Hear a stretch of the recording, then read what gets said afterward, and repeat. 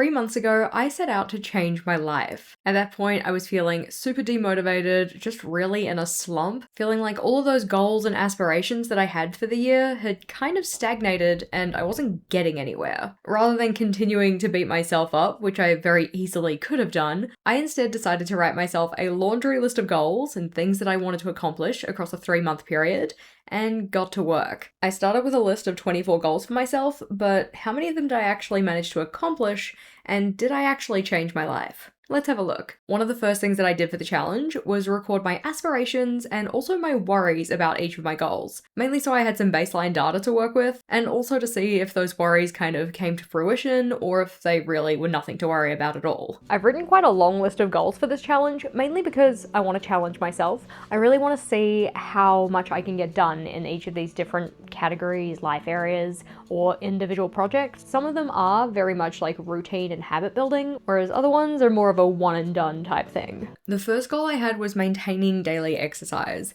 An ideal outcome for this one though would very much just be having every single day in the 3 months checked off as yes, I did exercise. I did manage to do this. I exercised every single day across the 3-month period. One day was not walking, but all of the other ones were. So for all of the other ones, I either took a walk outside, very rarely, or I got onto the walking pad, doing at least 20 to 25 minutes, but most days I got up to 30. The one day that I didn't do walking was our wedding day, which was also another one of my goals. For that one, I included dancing, and I got way more steps just dancing in the evening than I had on any of my walking days, so I definitely think that counts. One of the most exciting parts about that goal though was that during the challenge I did get my 100-day exercise streak. So 100 days in a row having done exercise. And that chain is still building. I think I'm at 120 something now. I can't do that kind of math in my head. But the number is increasing. Maybe we can get to 200. One of the nice things about this though is that now exercise is just part of my routine. Like there's not really any question as to whether I will or won't do it. I know it'll happen. Usually I was doing it in the morning, first thing, so I kind of got it out of the way. But nowadays I can put it later in the day and still be guaranteed that it's going to happen. That is something that start of year Jess definitely would not have been saying was true, so that's kind of exciting. The next goal I had though was averaging 8,000 steps a day. And this one I specifically worded as an average because I didn't want to have to hit 8,000 every single day because every day is a little bit different. What I'm most nervous about for that one would probably be putting too much pressure on myself to get to 8K every single day because it is supposed to be an average across the time frame. I don't have to hit 8,000 every single day. So I could do one day where I only get 7K, the next day I get 9K or something like that. I also worry though that because of that, I might kind of go too lax on myself at the start of the challenge and then have to, quote, quote, have to make it all up at the end in order to hit that. I did appreciate that because at the start of the challenge, I was kind of worried about leaving all of the burden or work on future Jess at the end of the challenge to kind of make up for slacking off at the start. At the start, I was like, no, we're not going to do that to myself. We're going to be hitting 8,000 steps every day. So for a good chunk of the challenge, I did hit at least 8K daily, but there were definitely days that I didn't. Overall, though, the average did come out to be over 8,000, so I can check that goal off as complete. I'm also kind of glad, though, that I won't be continuing with this goal. Yes, I would still like to be getting more movement in my day and, making sure I'm not being super sedentary. Having to kind of have that number in the back of my mind was a pressure that I didn't really love towards the end of the challenge. That being said though, having 3 months of hitting over 8,000 as my daily average step count compared to the start of the year where it was more like 2,000, I know that that is doing the body good. And so that feels like quite an accomplishment. The next goal I had was to improve my flexibility.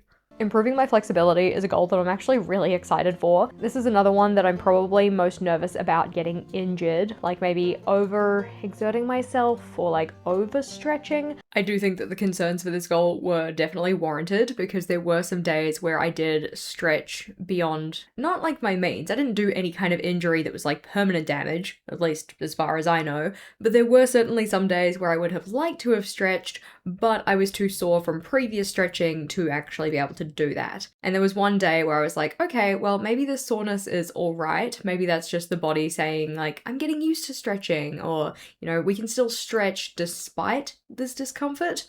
That was a bad idea. It doubled down on the discomfort, so that kind of took me out for a couple days. And there was also a point where I hurt my wrist doing one of the stretches because it was kind of pressure on wrist type of a deal. That wasn't great, and it also really put me off doing stretching for the rest of the challenge. So although the goal was to improve my flexibility, probably should have taken some better baseline statistics around that. I do of course have the footage of me stretching at the start, and the intention was, through doing the same stretching routine across the entire of the challenge, I could see if I improved, but I very quickly fell off on doing that routine. In part, I also feel because the routine that I had picked, despite being beginner friendly, was half an hour long, and I was already aiming to do a half hour at least-ish of exercise every day, so that's an hour dedicated to movement and all of that kind of stuff. I didn't really build that into my schedule, life still be lifing, other things to get done, whether they be goal related or otherwise, so I probably didn't set myself up for success in terms of this goal. I probably could have done a little bit better around making sure that I'd carved out time for it, being a little more realistic about how much I was taking on for that goal. Improving my flexibility is something I would still like to do. I think that it is going to have long-term benefits for me, but it's not going to be a focus right now. So that goal is kind of on pause, not complete. That being said, the stiffness that I was feeling at the start of the challenge has diminished, so there is that as a win at least. The next goal I had was also in the physical health category, and that was to lose 10 kilos. While the lose 10 kilos goal is really just a lose weight goal, I don't really like setting a specific target on my weight loss, but I do think it's gonna help with being able to document my progress and see how much progress I'm making if I set myself a specific target, which is also why I picked the 10 kilo goal, because 10 is a nice, easily divisible number. It's very easy to do percentages and such. While I totally appreciate me picking 10 kilos because it was just easy to do the math, no.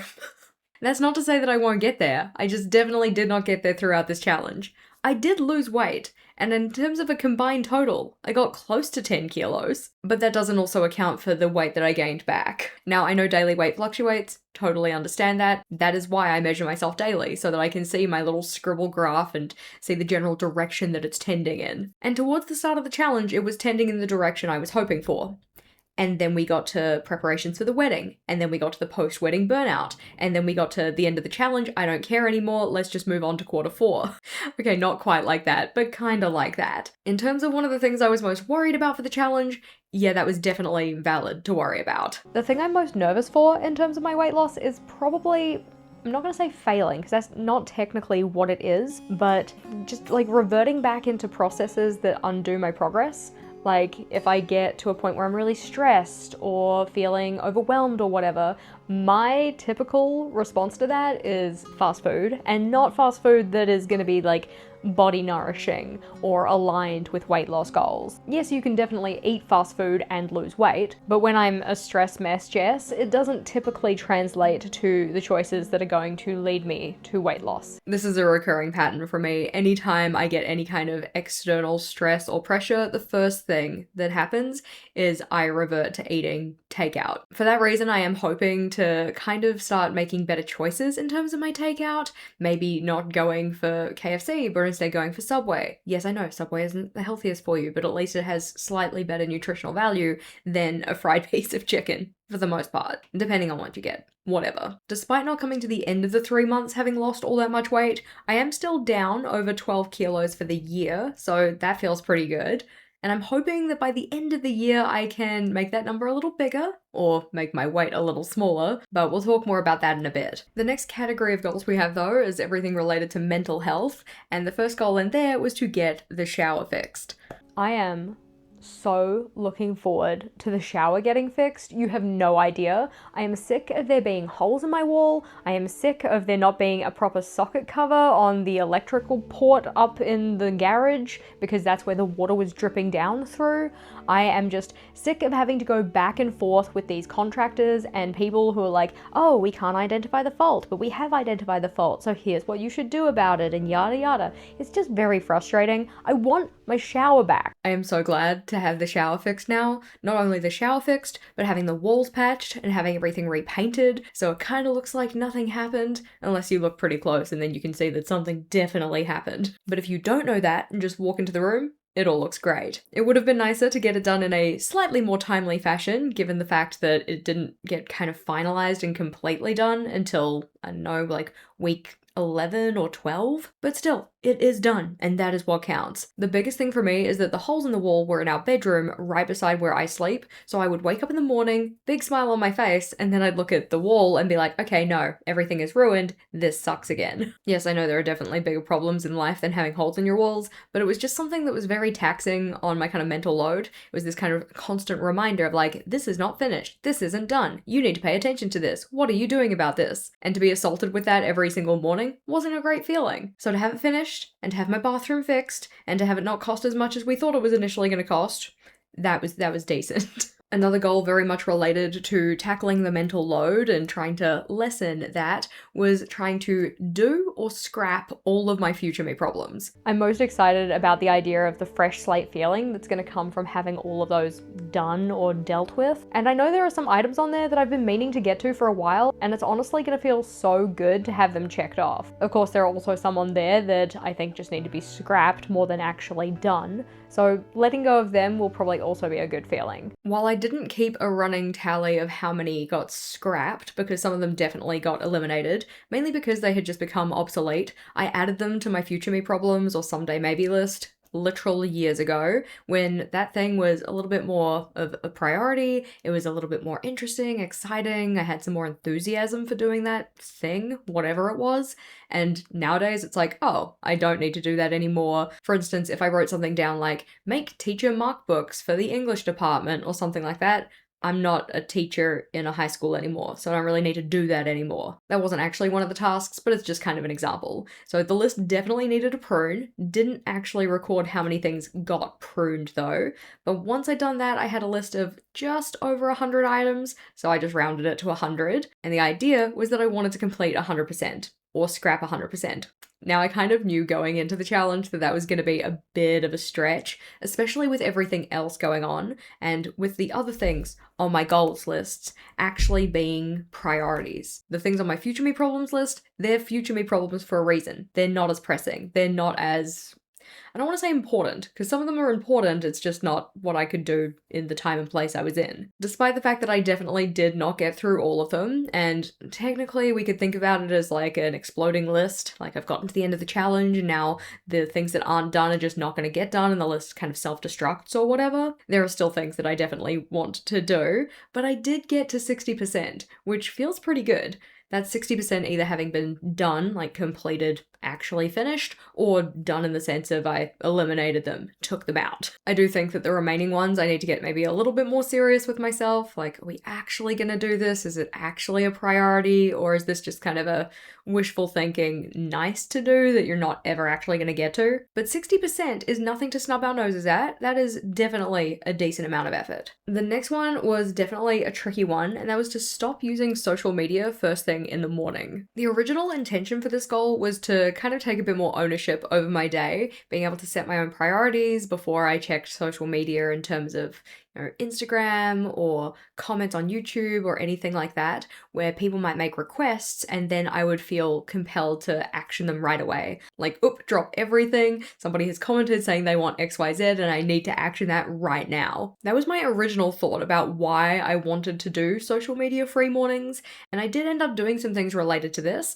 I made myself a phone B&B, so my phone wasn't going to be right beside my head every time I woke up in the morning. That one would be away from where I slept, still in the same room, but a little bit harder to access. Would have to actually get out of bed to get it. And I also set some rules for myself around the idea of only using the phone on the walking pad, or only using social media when I was on the walking pad on content release days so I could respond to comments and such. And I also set up restrictions for myself in terms of the hours that I could use different apps. But I did find that slowly but surely I just got back to using social media in the mornings. And that's because I found that I got better at setting my own priorities, so it wasn't really that was the problem anymore. I was already setting my daily priorities. I wasn't letting external forces dictate how I was spending my time. But what I did find is that social media increased my transition lag. And by this, for instance, if I was, doing my walking pad walk in the morning, got off the walking pad, sat down to have breakfast or whatnot, and then got out my phone and started scrolling through Reels, that is when I would fall into a Reels hole and delay getting started on the next task. So essentially moving from one task to another if I was using social media in that gap, that is where the problem was. I will say though, now that we've started Q4 and I've kind of changed my focus for this goal, I think it is going better. Rather than saying, do not use social media first thing in the morning, which I find very difficult to do, and kind of restrictive to a point where rebel brain kicks in and says like, you're not my manager, you can't tell me what to do. I'm kind of working with rebel brain and focusing on something slightly different. So more so making sure I'm up with my alarm, getting out of bed. Like I can still use social media, I just have to get out of bed to do it. I don't want to sit there and kind of delay starting my day, which is what was becoming a problem. Not only just like getting off the walking pad and then trying to get started on work, it was just getting out of bed in the morning. If I fell down a Reels hole, then I would delay up to like 40 minutes, almost an hour or something, getting started on what I needed to do. So I guess this one technically not a success, but I'm finding different ways to approach it that are hopefully going to work better for me. Very much related to that, one of my goals was to improve my sleep routines. Part of this also included the phone B&B, so having my phone away from me, and also just trying to get to bed and get up in the morning at more regular times. And for the most part, I didn't think I did too bad on this. Despite that, I do think that my concerns about this one were valid. But I'm just a little bit worried that considering my sleep is so dependent on my partner's sleep routines, that maybe there's not going to be a good kind of matching of those two routines, like what I want to do versus what he wants to do. Although it doesn't have to be this way, I do find that my habits and routines are definitely influenced by other people. In particular, the person I live with, Vogel, and when it comes to our sleep routines, this one is very much affected by that. It's also definitely not helped that when it comes to going to bed, both of us just assume the other one is going to tell them when it's time to go to bed. So I'll be sitting in my office doing something, thinking that he's wrapping up on his game, so I'm just like, oh, I'll let him finish, and then we'll go to bed. And he's sitting on his game, thinking I'm wrapping something up, so he doesn't talk to me to say, hey, like, what are you doing? Should we go to bed or anything? Yes, it's a two-way street. We are both at fault here, but it does mean that we have been getting to bed later than is, I don't want to say ideal, because technically speaking, you can go to bed whenever you want. It's more so just to keep with when I want to wake up and get the amount of sleep that I want to get, I am going to bed too late. I will say though that it has been really nice that the body has been getting into a very good circadian rhythm with waking up. I am consistently waking up either like at or before my alarm, and I've been feeling fairly well rested when I've been doing that, so that's been quite nice. I think there's still improvement to be made in terms of my sleep patterns and routines, and I think that sleep hygiene in general is something I would like to investigate a little bit more. But I think that throughout the challenge, despite definitely having some later nights than I would have liked, at least I can say that the morning aspect of the routine is going fairly well. The next mental health one that we had was to start a meditation practice, and this is another one where I feel like my concerns were justified. The thing I'm probably most worried about with meditation is getting to the end of the 3 months and realizing it was completely pointless. Or in particular, really just not having learnt how to meditate. Like, I definitely am going to be using guided meditations, but previously when I've tried these, I find that my mind wanders way too easily, and I often don't notice to bring it back to the present. Yeah. I know it's supposed to be beneficial, and I had pretty high hopes for it helping to keep me more mindful or present focused rather than future focused. I am still very future focused, but that's also probably in part because meditation just, I can't even really say it didn't work for me because I feel like I wasn't consistent enough with it to be able to say that. But I also feel like there was a reason I wasn't consistent with it, and that was because I just didn't enjoy it. The main reason that I had this on my list though, probably more than anything else, is that for my list of 52 things I wanted to do this year, so like 52 goals in 52 weeks, which is a list I wrote myself at the start of the year, one of the items on there was to have a genuine try of meditation. And I'm gonna give myself a pass on this. I think I genuinely tried. I did at least have enough days where I did the meditation to say that I gave it a go. It wasn't like a one and like done type deal. Was I as consistent with it as I could have been? Definitely not. But I think I also got to a point where I'm like, this isn't beneficial enough in the short term to warrant doing it. Like if I really, really dedicated myself to it and made it a very kind of intentional and genuine and daily practice where I was being conscious about my application to it, I could probably find benefits from it. But I have other stuff that I want to do with my time in the day, so I think I'm just okay with letting this one go. It didn't have the benefits that I had hoped for, but that's probably in part because of my own approach to it. And maybe meditation just isn't really for me.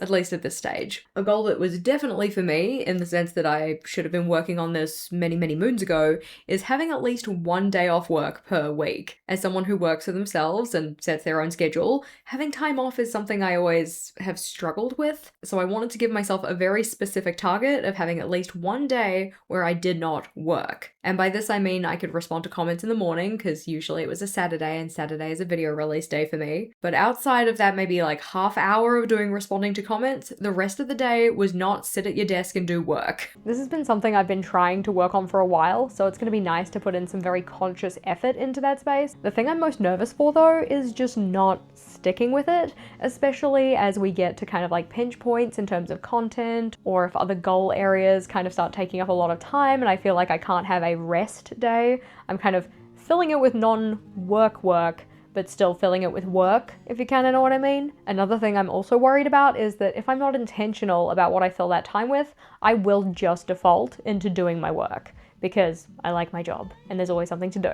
I do think that the concern about a lack of intentionality was definitely justified. Although I didn't necessarily always fall into doing work, I did often fall into doing non-cup filling leisure activities, mainly scrolling reels, falling into a reels hole time and time again. Outside of that though, I did manage to get at least one day off almost all weeks of the challenge. There was one week there where I just worked the entire way through, so that one didn't count. But for the rest of them, I did have at least one genuine day off. The thing that I'm a little bit bummed about, I guess, is the fact that I couldn't necessarily tell you what I did with those days off. And that's not to say it had to be anything like traditionally productive or anything like that, but it would be nice to say like, that was my cozy gaming day. That was the day I had a reading retreat with my friends. I do know that a reading retreat was one of them, but being able to kind of summarize the way that I had used my day off in a way that was genuinely cup filling, that would be kind of nice. So this one wasn't a perfect success, but I did definitely take steps in the right direction. And I think that I did feel better rested throughout the majority of the quarter because of it. Post-wedding, I did feel a bit burned out, but that's because the wedding was a really big project. It kind of gets you to a point of physical and mental and emotional exhaustion in a very good way because it was a great event. But coming off of that, I did definitely need a little bit more rest and recuperation at that point. But having those rest days throughout the rest of the quarter to just take some time off work, do whatever it is I wanted to do, which at the time seems to be scrolling reels, at least it was something I was doing for my mental well-being. And it's definitely something I would like to continue with because protecting my energy like that is important. The next category was personal in terms of personal development, and the first goal I had for this one was to finish 3 self-help books. I'm looking forward to this one because there are definitely some areas that I'd just like to upskill in, and in particular, I'm excited to be exploring self-help books that aren't in the productivity space. I think the part that most amuses me about this goal is that I had intentionally said, I want to read self-help books that aren't about productivity. And then the 2 books that I ended up reading were about productivity. I did start one on the menstrual cycle because I am really curious about that and learning more about it, but the book just didn't really gel with me. It got to, I don't want to say like a woo-woo kind of spot, but like there was a little bit of that. But it didn't seem super reliable, maybe? I don't really know. There was something about it that just wasn't right for me. As said, still an area I would like to explore further and learn more about, especially as it relates to energy cycles and all of that kind of thing. But I think that something that was missing from this goal was taking notes on the books that I was reading. Technically speaking, I did end up putting that in my action steps because I wanted to make sure that if I'm going to read these books for learning, I actually take away some learnings from them. And of the 2 books that I read, one of them I did actually make sure to take the notes down, the other one I still haven't done. The 2 books I ended up reading though were The Dip by Seth Godin, which was actually a reread. I ended up rereading it for a video, but it's a very short book, so I'm like, well, hey, it is self-help.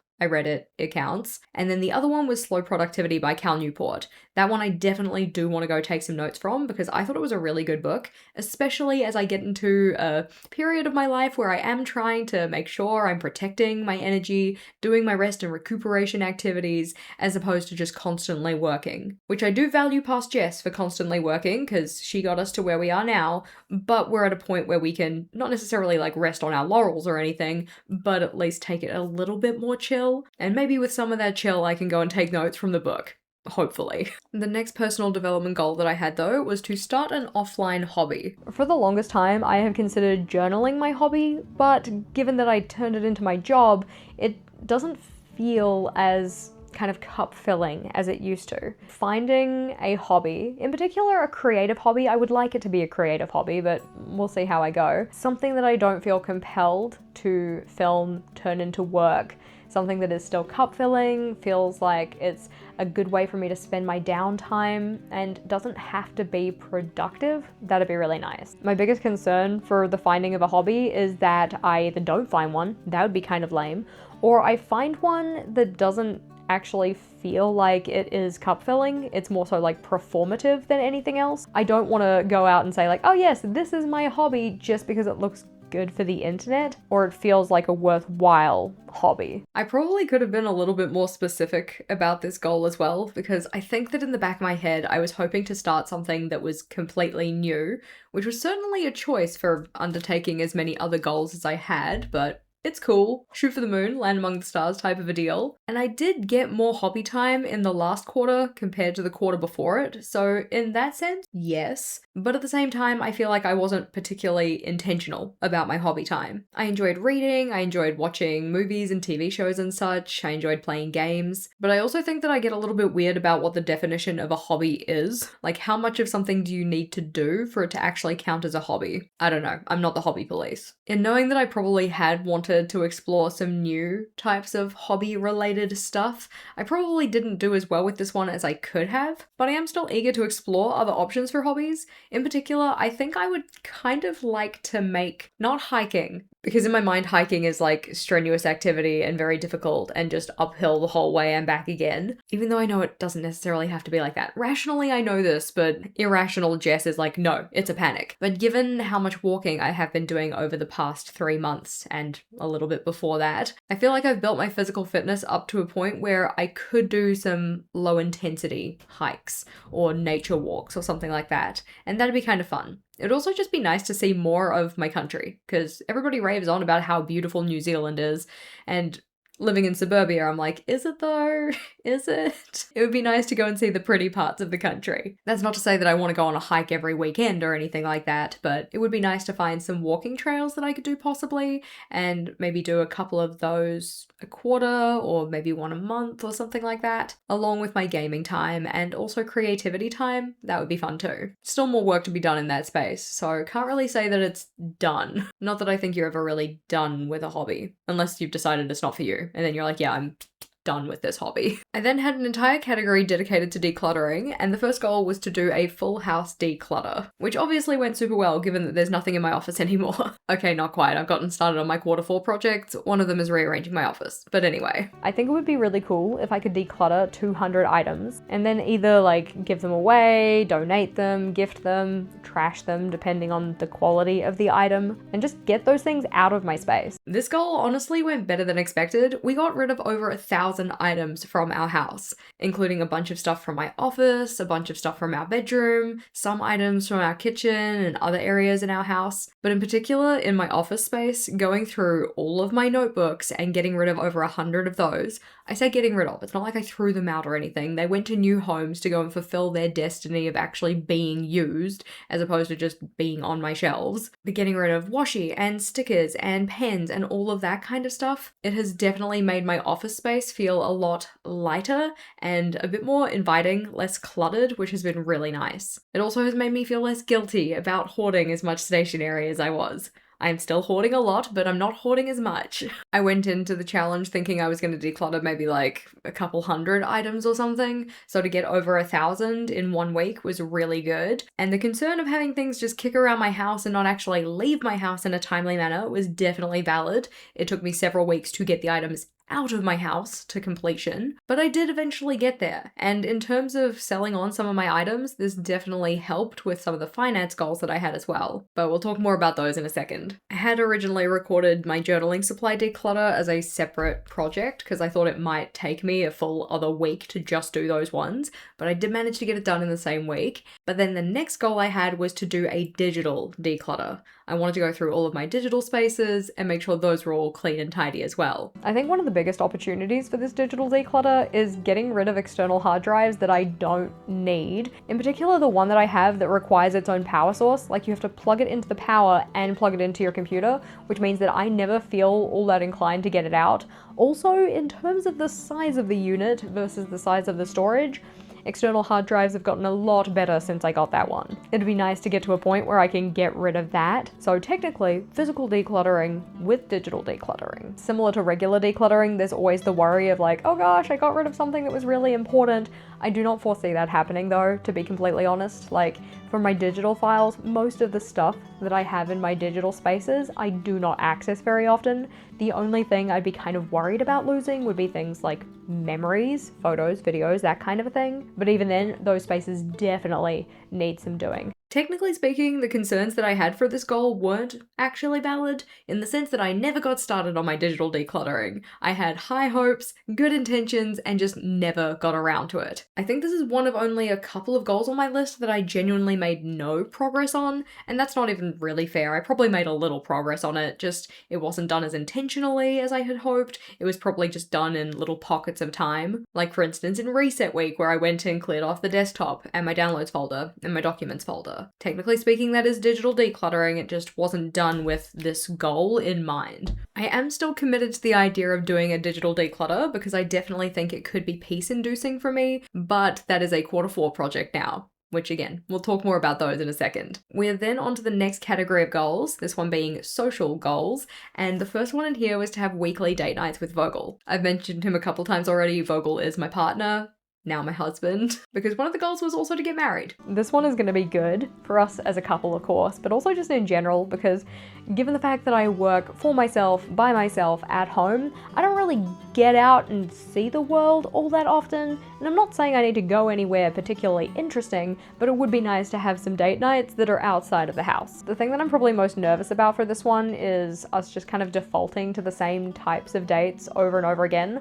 Like, there's only so many times that I can go to the cinema and it still feels like a special experience. I also know that Vogel enjoys the cinema a lot more than I do. I've kind of come around on it because we started going to a cinema that's actually quite nice, but I want to make sure that there's some novelty in our dates as well. Given the fact that I'm worried about it though, I feel like it'll be okay. Fingers crossed. I do think that my concern around doing the same type of dates over and over again was valid. We definitely had some double ups in style. In particular, it was usually just when we weren't too sure about what to do, we would just default to having a meal out. We didn't go to any eateries twice though, which given the fact that there are plenty of eateries to go to, that's a good thing because there was only 13 dates. That being said though, this was one of my most rewarding goals. We had such a great time together and it's really nice to have built that into our weekly structure now. Typically we've been trying to make Thursday night date night, but every so often it ends up happening on a Friday instead. But I do love that we got out and did some fun, novel experiences with this one. For instance, one of the ones that stood out for both of us was called Wellington on a Good Night.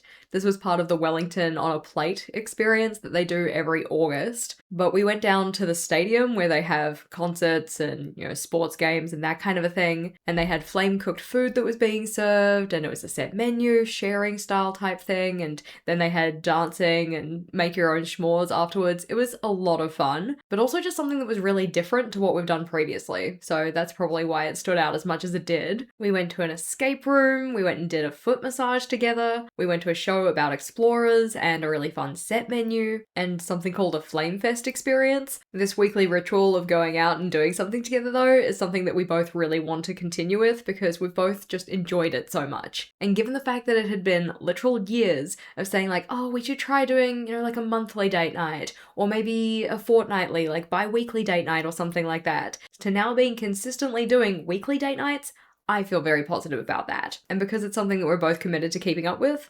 definitely a change your lifetime moment. As promised, the next one was get married.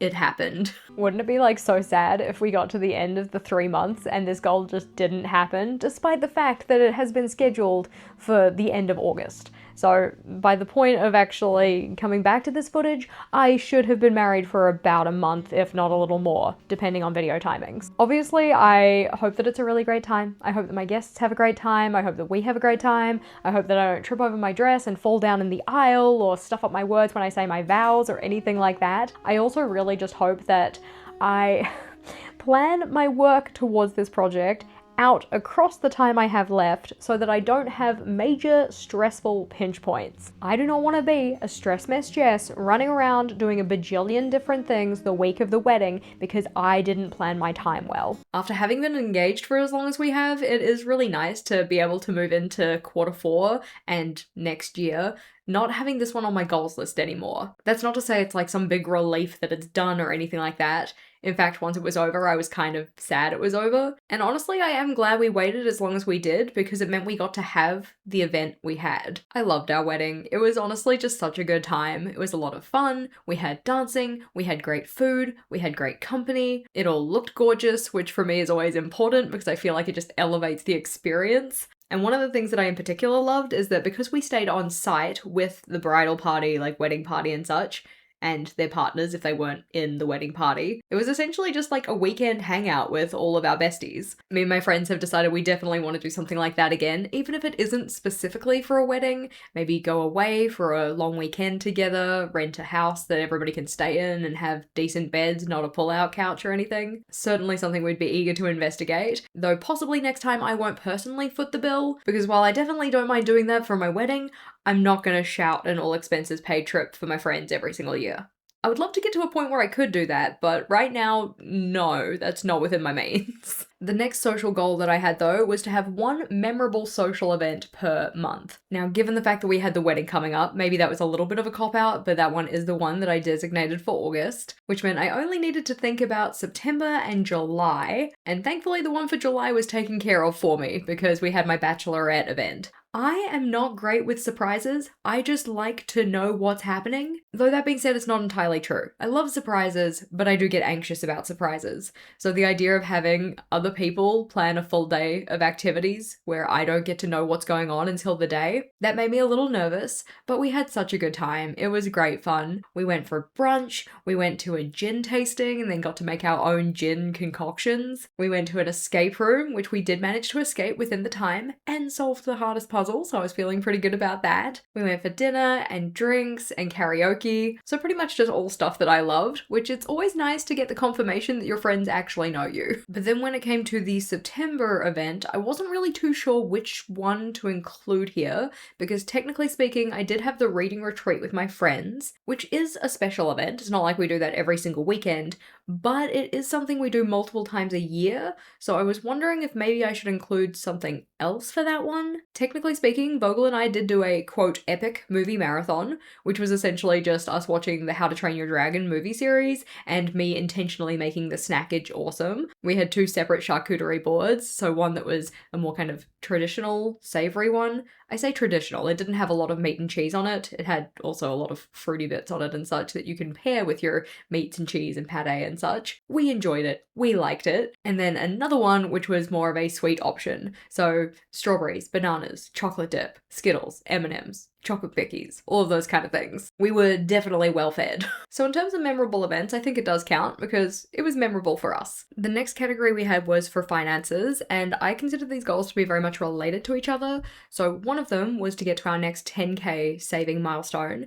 and the other one was to pay for our wedding without dipping into our savings. In terms of concerns with this goal, I wasn't particularly concerned because we'd already done saving towards the wedding, and saving in general is not something that I find to be too tricky. I just enjoy adding money to my savings, honestly. It's just nice to see the little number go up. But what I did want to make sure I did for this one was to pace adding money to my savings so that I could capitalize on the premium interest on my savings account. I'm the kind of person who typically just prefers to add larger lump sums to my savings account rather than to drip feed it. So I wanted to make sure that I paced things out across the 3-month period so that I didn't just chuck money all in at once at the end or something like that. I was very pleased that both of these goals did get achieved though. So we did reach our milestone and we did pay for the wedding in full without dipping into savings. Though of course that was made possible by already having some savings towards the wedding, getting my tax return, also getting some financial help with the wedding was assistive, and also not being that far away from our next 10k milestone. Overall though, I am very pleased that I didn't have to dip into my savings to pay for the wedding. That was probably the one I was the most concerned about, because if you dip into your savings, then you lose out on premium interest, and I don't want to lose my premium interest. I like that. Even if the amount that I'm getting from interest isn't all that impressive, it's still something. After this though, the next category was work-related goals,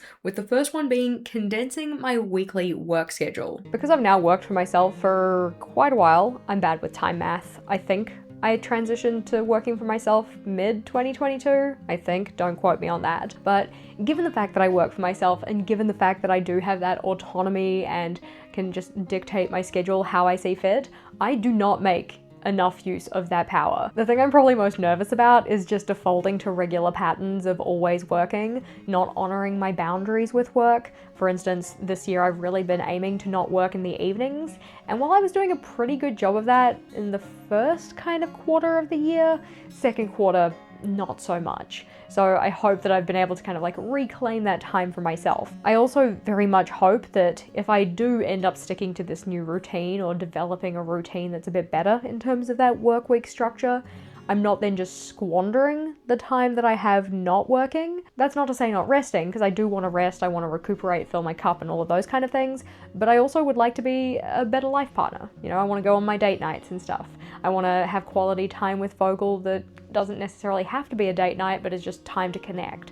I want to be seeing my friends. I want to have leisure time, but I also want to be a good house partner in terms of like taking care of the house. That's not to say I want to do chores, but it would be nice to be more involved in the kind of maintenance of our household, or at least feel like I'm pulling my weight in that area. I'm also kind of worried that with changing up my work schedule, I just don't get as much done, especially while I'm learning to adjust to that kind of condensed structure. In terms of my concerns for this goal, I think that some of them were warranted, but others just didn't end up as bad as I thought they were going to be.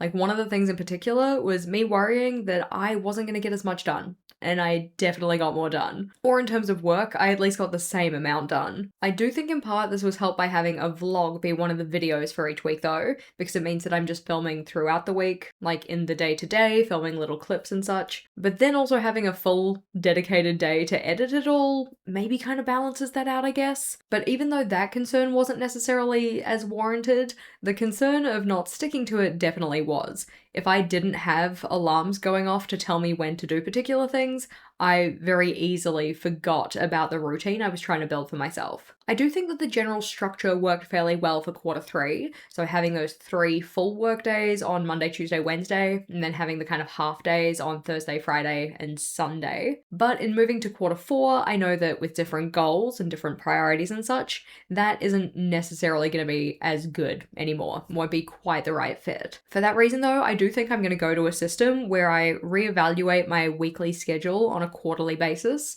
so giving myself that kind of ideal schedule at the start of each quarter as aligned with whatever projects I'm working on or goals I have for myself, that kind of thing. But I do appreciate that that will also give me the flexibility to change things up and also try new things out without committing to it for like the rest of my life or anything. I do also appreciate that giving myself this weekly work schedule definitely made it easier to make sure I was getting in my rest and recuperation time and having leisure and having downtime and having date night and all of those kind of things. By having that kind of template to work from at the start of each week, it gave me a loose structure that I could then fit other appointments in and such, make little changes if I needed to, but there was a baseline to work with. The next goal though was to release 2 new digital products, because Jess is ambitious like that. I already feel like 2 digital products is a little bit ambitious, given the fact that there's been one that I said I was going to release back in like April, or was kind of aiming to release back in April, which notably did not happen, but getting in and actually working on both of those is something I'm definitely excited about.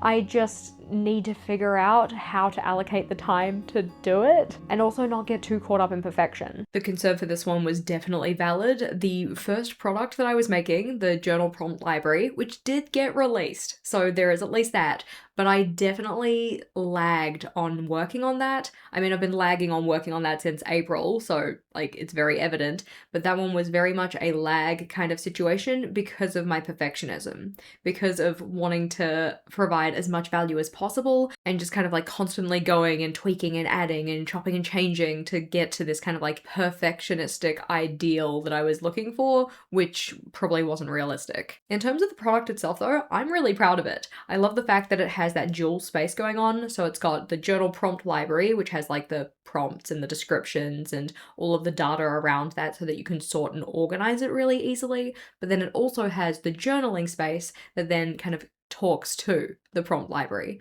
So then you can see all of your entries related to one prompt. You can add just like a daily journal entry that has a pre-structured template for you. Or if you're not feeling like getting all deep and emotional and heavy with a prompt, there's also a section for just light prompts. I'm feeling very good about it. I'm very pleased with the effort that went into it, and the fact that it now exists, that's a big one, because I am definitely the kind of person who could just spend the entire of forever chopping and changing and trying to make it just absolutely 100% when the 98% that I got it to is actually perfect enough. That being said, the goal was 2 new digital products, and while I know what the second one is going to be, it is not there yet. I'm very excited to still work on it and release it. That one's going to be a Notion recipe book. So again, a space where it's very easily sortable and the recipes are findable and they're categorized nice and easily, so you can go and check all of your dinner recipes or your lunch ones or your sides. But then you can also do it by protein type, so different types of meat or vegetarian. You can sort it by quick recipes versus ones that are a little bit more involved or anything like that.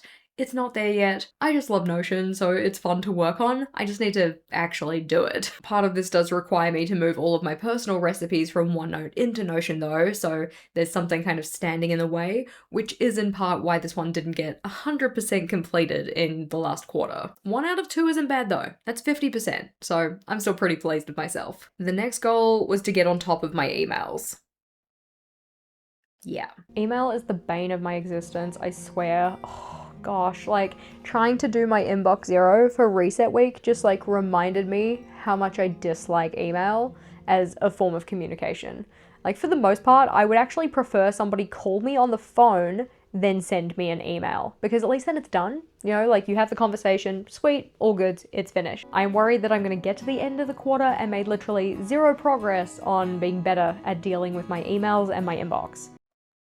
The concerns were valid. I'm still not all that much better at dealing with my email. Towards the start of the challenge though, I was doing fairly well. I was getting in each week, getting myself to inbox zero, or at least close enough to inbox zero that I was feeling very pleased. But come the end of the challenge, it's not looking great. I do currently have over 200 emails that I need to deal with, and I find that the hardest part is always just the decision-making process. I love it when people respond to my newsletter. It makes my heart happy. I don't then love how I tend to look at the email, read it, go, oh my god, that's so nice, I really want to reply to that, but I can't in this second, and then I just never go back to it. Just know that if you have ever responded to my email newsletter, I do definitely read it, and I love that you reached out to me, and I appreciate it so very much. I just suck at responding via email. It is still an area I would like to get better in, but I just don't love the idea of having to apply a consistent, like, weekly minimum effort to be on top of it constantly. The idea of having to be on top of email in general is just like a soul-sucking idea. I know there must be some ways forward with this. I have not yet discovered them, so if you have any advice, outside of just, you know, dedicating a weekly or daily block to do it, because yes, I could, but I won't. I'd love to hear your thoughts though. The next goal was also related to email though, and that was to get the newsletter and the podcast sponsored. This goal was mainly so I feel like the newsletter and the podcast are kind of pulling their weight in terms of like financial outcomes, because as of current, I do make ad revenue off the podcast, like Mark and I make that and split that, but it is still very much something I consider more of a hobby than it is a work output. For the newsletter, very much the same. I don't specifically get paid for any of the newsletters. It's more so just something that I thought would be nice to have because it's another way to share ideas and information, which is cool. And if you haven't subscribed to the newsletter, you should subscribe to the newsletter. But I figured that by getting those newsletters sponsored, it would essentially make it more of a kind of like financially worthwhile thing. In terms of progress made on this goal, yeah, no, not very much. much, if any at all. I had a conversation with Mark about potentially getting sponsorship slots on the podcast, and that is as far as we got. Yes, some progress is better than no progress, but I was kind of hoping to make just a little bit more progress across the 3-month period. But given the amount of progress that I made in everything else, I'm alright with this one being a write-off. That means though that in terms of the 24 goals that I set out to accomplish, 11 of them are done or finished or completed. 10 of them are in progress. I made some progress towards them and I kind of want to keep up with doing some stuff on it. And the remaining 3 are parked or scrapped entirely. One of those being meditation. Goodbye, meditation. I do definitely think that working on these things has changed my life. Outside of the bigger things like getting married, even just building that daily exercise practice and really kind of solidifying it for myself, that feels good. Even just in doing as many things over the past 3 months as I did, it proves to myself that I can do a lot of things, and I can do hard things, and I'm gonna continue to do hard things, because of course, I have written myself a goals list for quarter 4 as well. Much in the same way to what I did last quarter, I have gone through and done a video of my thoughts about each of these goals, about my hopes, and also the things I'm nervous about for each of them. That one's available to the team with a capital T, or our channel members, so if you wanted to join up, we would love to have you. That one's linked in the description box. But just running through them quickly, we have health and well-being being my first category, and I want to get under 80 kilos. This one is less than a 10 kilo weight loss, so I think I can do it before the end of the year. But I also want to find a new exercise style that I like. As much as I enjoy walking, it would be nice to find some other ones too. I want to continue with the goal of having 1 day off per week because I didn't technically get a perfect score on that one for the last quarter. And then the next category I have is for learning. I've again put down that I want to read and take notes from 3 self-help books. Made sure to add that take notes in because that's important too. And I also want to complete the Know Your Worth workbook.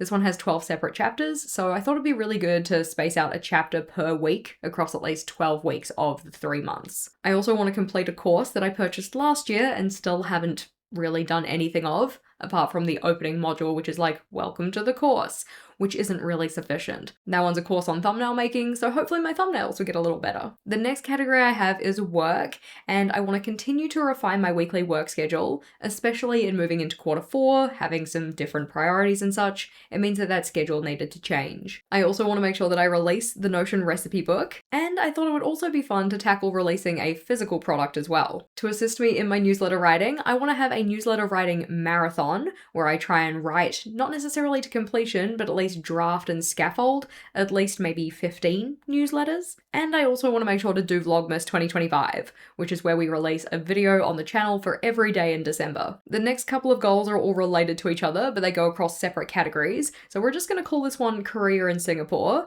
but I want to make sure I get ahead on my work releases before we go on our trip. That trip's going to happen in January, so I'm going to have to work on it this quarter. And then moving into the finance category, I want to save for our trip to Singapore and Korea. I'm not too sure exactly how much I want to save just yet. I need to figure that out. Then moving into another category, that one being fun and leisure, I of course want to plan the trip to Singapore and Korea, because we haven't been before. So I have no idea what we're going to do, but I am excited about it. Still in that fun and leisure category, I want to celebrate my birthday. I'm going to be turning 34 in October, and I always like to do something special, even if small. And I also want to have a mini moon with Vogel, or a mini honeymoon. We didn't end up taking one right after our wedding because of the bathroom dramas, but now as that's kind of resolved itself, we think we could do something together, which would be fun. I also want to finish the Sisterhood of the Traveling Book project with my friends, which is where we each pick a book, we annotate it, and then pass it on to the next person who reads it and annotates it, so on and so forth until the book gets back to us. And I also want to work to reconnect with my creativity. This is essentially a slight variation on the hobby-related goal that I had for last quarter, but I specifically want to go and look into more types of creativity that I haven't necessarily explored very far. Also related to fun and leisure, I want to have a gathering from our Instagram collection, which is essentially just like a little swamp of reels that are all about hosting different types of events. Me and my friends always say we want to do them, and then we don't. We're gonna do one. At least. I also want to make sure to read 2 TBR veterans, or books that have been on my TBR or to be read list for a long time. Haven't decided what the books are just yet, but I want to make sure I read them. And also one that I think is going to be a lot of fun is making 10 new to me meals or foods. This could be a meal in sense of like dinner or lunch or something, or it could be just a food in terms of a snack or a side. It does have to be an eatable though, not a drinkable. The next category though I have is organization, and the first one in this is reorganize my office. which you can see is already underway. It's going well so far. We will have a vlog on that one, so make sure you're subscribed. I don't want you to miss out. The next organization goal, though, is to finish my second brain setup. That one is in Notion, and it's going quite well, but it just needs some final tweaks, final touch-ups. Maybe a little bit of restructuring. Okay, there's probably more to it than just a little bit of stuff, but I'm still excited about it. As a separate but related goal, I also want to make some helpful reference lists to put in there, and carrying it over from quarter 3, I want to do a full digital declutter. I know that it would give me a lot of peace of mind to have that done. That means that my total goal count for this quarter is 25, so just like a little bit more than last quarter. Of course, we are still going to have our weekly progress vlogs on the channel, so be sure to subscribe if you want to check those ones out. I would love to have you with us as part of the journey. And if you were thinking about changing your life in quarter 4, tackling at least one thing that you think with consistent application across a 3-month period would have a genuine positive impact on your life, I would love to invite you to our challenge. You do not need to have a laundry list of goals like I have, it can just be one thing. Or if you like to have options, you can pick 25 things as well. I'm not going to stop you. To check out how to join that challenge and get involved, this video is the next one to check out. That one has all of the introductory information, how to join the community, and how to get involved. Or if you wanted to see how I actually achieved all of the things we just talked about, then the playlist at the bottom shows you the process of all of those. Whichever option sounds right for you, click or tap on that one and I'll see you over there.